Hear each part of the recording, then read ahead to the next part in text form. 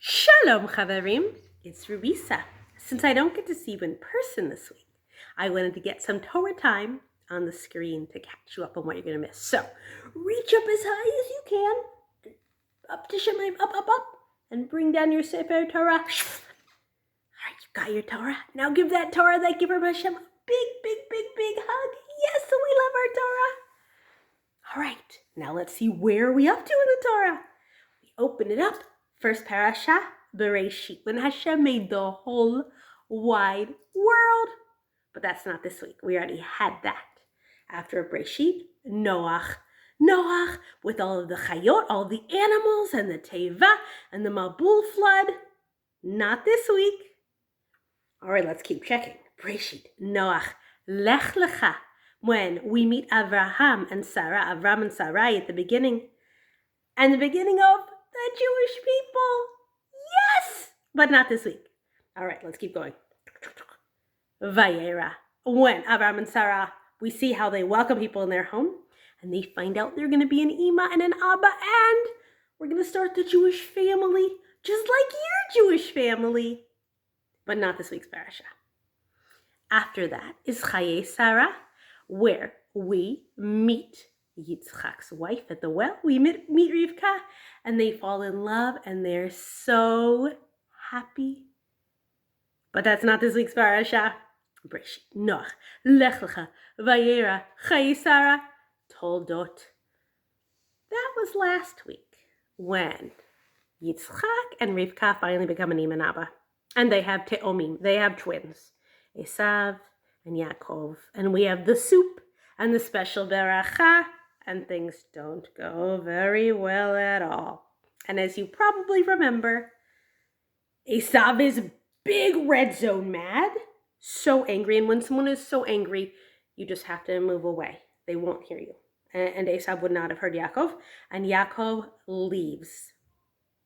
So this week's parasha is called Vayetzei. Yaakov goes out. He has to leave his Ima and Abba's house. He has to leave Israel. He has to leave everything he's ever known. And he's going to go to Lavan, to Rivka's brother. That means it's his uncle's house. So, you know your uncle, right? You're going to your uncle's house. But I'll tell you, your uncle, he's really nice. Lavan, Yaakov's uncle, not nice. But Yaakov doesn't really know that yet. Spoiler alert, right? So, off he goes. And he's leaving his Ima and his Abba and Israel and everything he's ever known. And he's feeling very, very blue zone. He's sad. And he's tired. And it's all just really hard. So, the best thing to do when you're blue zone is also to take a break or to go to sleep. And that is exactly what Yaakov does. He gathers up some pillows, puts them on his head, he lays down, and he goes to sleep.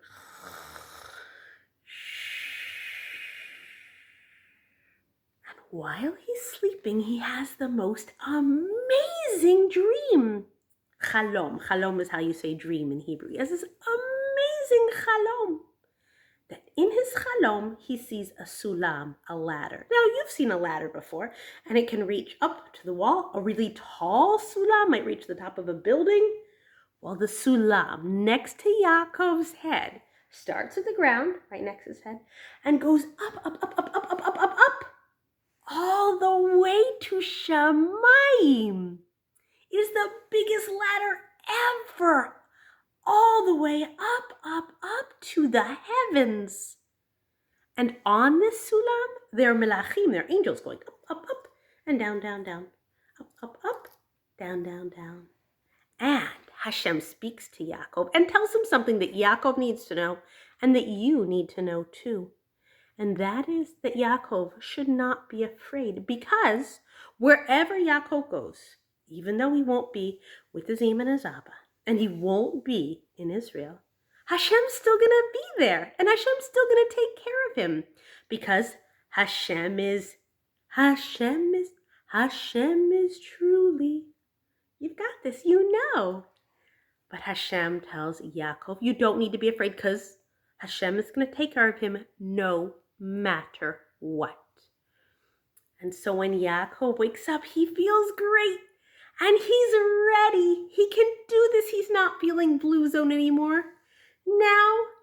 Now he's green. He's ready. He can do this. And he starts going towards Lavan's house. But on the way, he stops at the well. At the well. Now, do you remember the well with Rivka? And Rivka being the bucket filler? We got to find another bucket filler, don't we? And that is exactly what Yaakov does. He sees a beautiful lady, and her name is Rachel. And instantly, he is in love with Rachel. And he asks about her family. Her Abba is Lavan. She's part of his family too, but he could marry her. And also, on the top of this well, the last well, when Rivka was there, it was open. She just pulled water.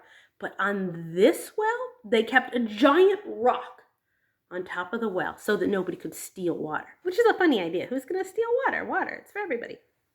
But they make it a system where they live that it can only be if everybody works together. They could push off the rock, and that way they can get the water. But that way, no one person could steal it because no one person is strong enough. Well, Yaakov sees that one rock, sees the beautiful Rachel, goes over to the rock, and pushes the rock off. No problem. And Rachel and all of her animals can eat. And so begins Yaakov's love for Rachel. Now, I don't want to make the story too long, but I told you, Rachel's Abba, Lavan, he is not so nice. He is a trickster. Ha ha, fooled you.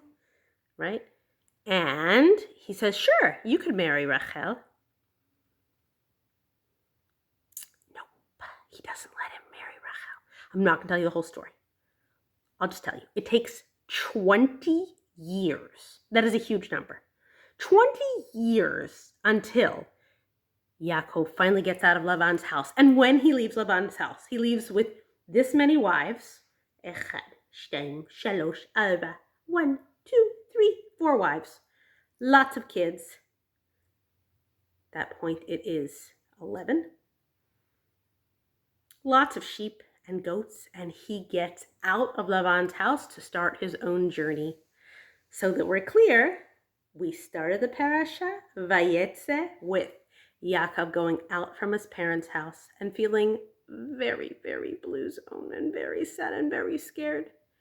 And 20 years later, he leaves Lavan's house feeling good and green zone and focused and ready to go. And in the middle, he feels everything some of the time because that's how it is for us. Every day, every minute feels a little different, but we make the most of it and we remember that whatever's going on, Hashem is there taking care of us and looking after us. So that is Vayetzei, and I hope to get some more Torah time in with you next week. So we'll roll it back up. Shalom, chaverim. Shalom.